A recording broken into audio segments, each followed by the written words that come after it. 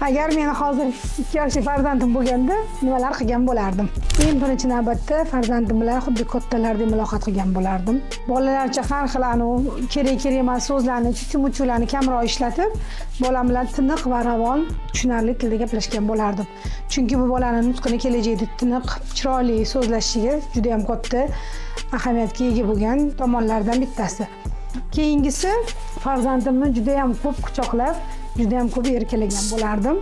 Bu bolani o'ziga ishonchi hamda atrofdagilari borligini, yolg'izmasligini, kimgadir suyanishi mumkinligini va sevimliligini his qilib katta bo'ladi.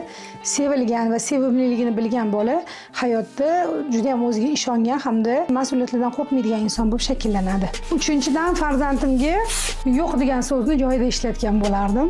Chunki bu ham juda ham hayotda katta e'tiborga ega bo'ladigan va ko'p odamlarni hayotda o'zini yo'lini yo'qotib qo'yishga, bir ish qo'ldan kelmaganda sindirib qo'yadigan, o'zini ruhiy cho'ktirib qo'yadigan holatlardan bittasi. Bola yo'q kichkinaligidan eshitib, mumkin emasligini, qanaqadir holatda har doim ham uni ehtiyoji qondirilmasligini bolaga tushuntirib borsa, bola hayotda qanaqadir bir ishlarni qo'lidan kelmaganda yoki yo'q rad javoblari eshitilganda ruhan cho'kib qolmaydi.